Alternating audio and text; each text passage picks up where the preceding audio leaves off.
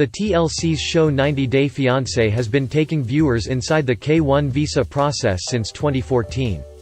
The premise: American brings foreign fiancé to the US and by law, must get married within 90 days for partner to receive green card is ripe for reality TV, and the storyline potential is off the charts.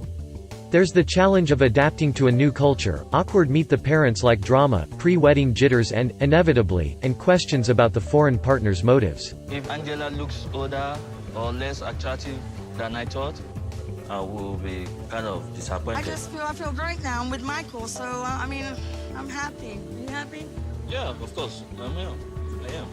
The show has been a rating success for TLC, in case that wasn't obvious from the fact that it's constantly trending on Twitter and has produced 4 spin-offs.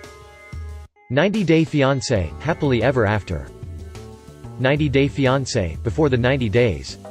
The upcoming 90 Day Fiancé, The Other Way, and the digital 90 Day Fiancé. Because people clearly can't get enough of the franchise, here's the untold truth of 90 Day Fiancé. Well, let's start up with how much the cast members make. 90 Day Fiancé must be a huge money maker for TLC to keep greenlighting its spin-offs, but it appears the show isn't exactly spreading the wealth.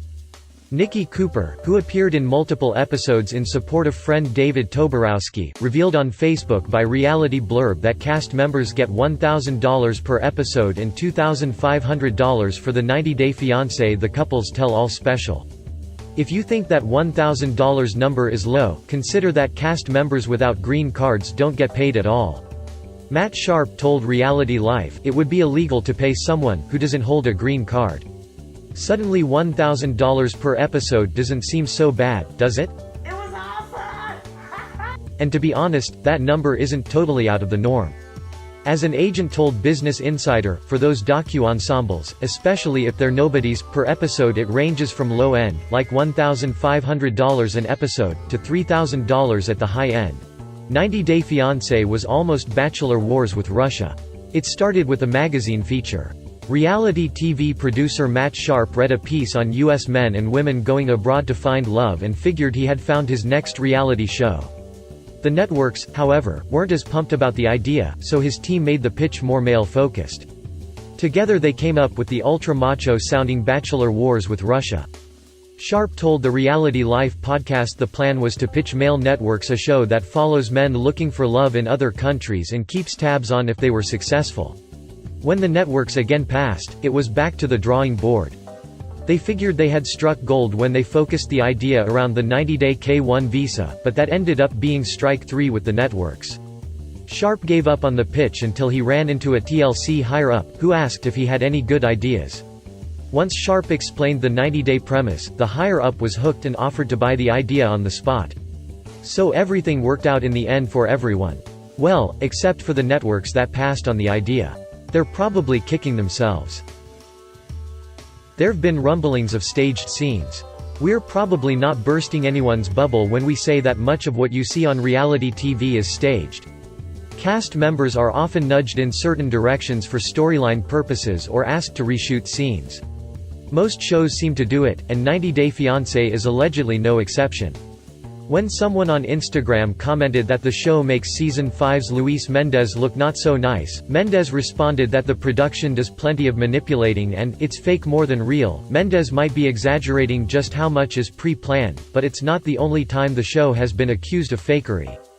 David Toborowski's pals Nikki Cooper and Chris Thiemann revealed on YouTube that some, but not all, scenes were pre-planned.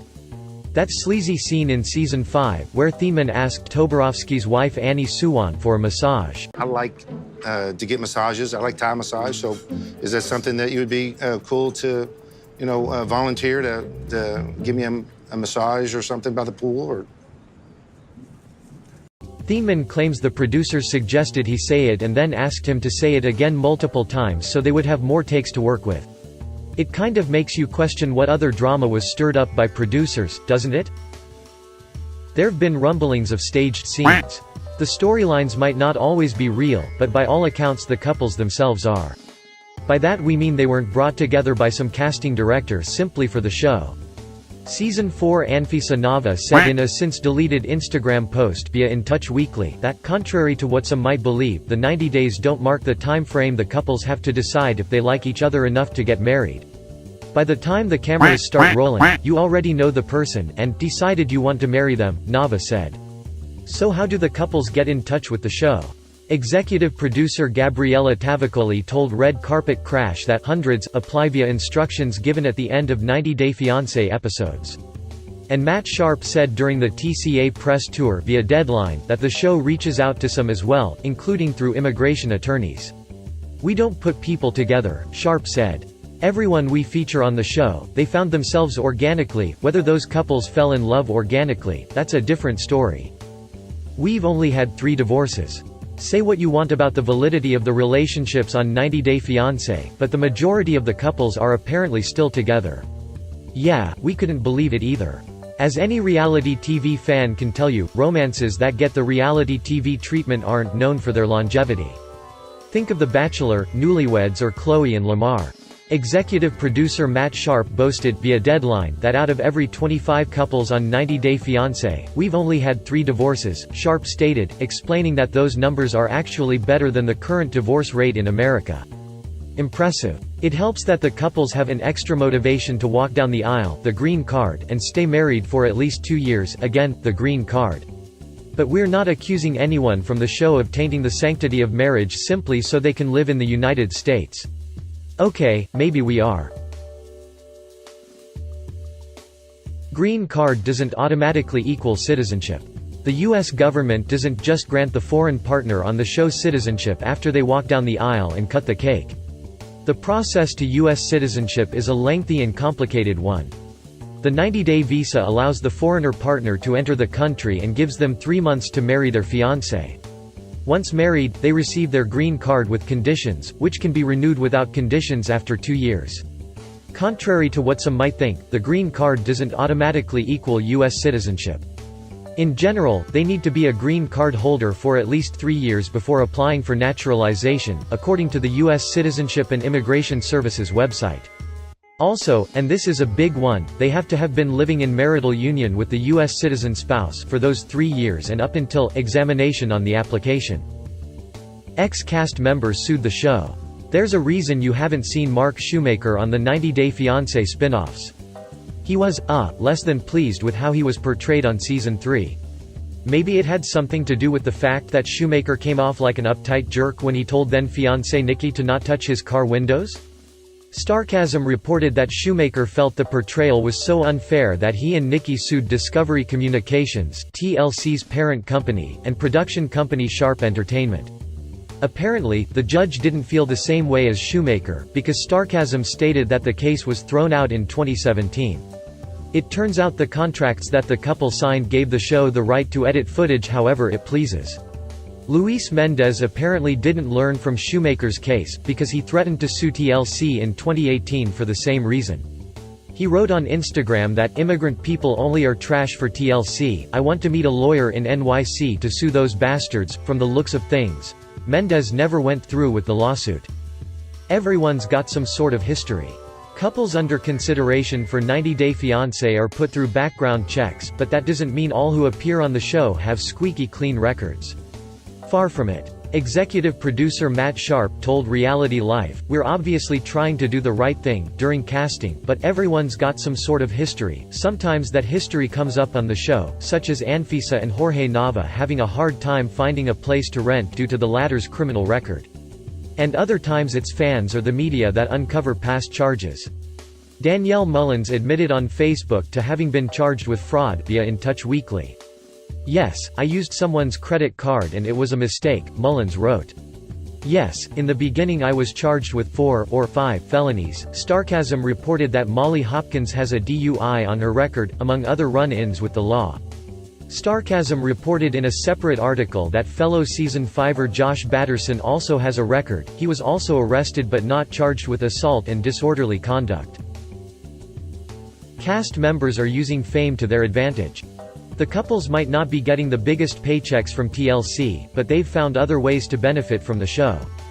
The 90 Day Fiance franchise is on a roll and has turned these once unknowns into D-list celebs, making them desirable to sponsors and helping them promote various projects.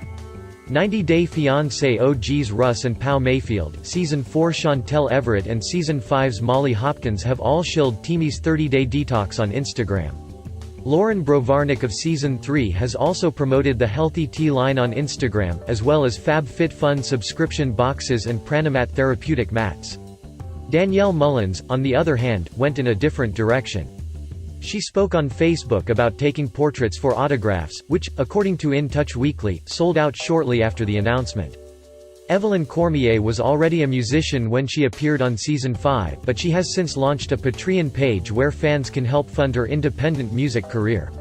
If you support her with $1,000 or more a month for a year, Cormier and her band will come play your party or private event. That's way more than TLC paid her per episode. Why the odd sitting position during interviews? If you've ever noticed that the women on the show sit a little odd during confessional interviews, you're not alone.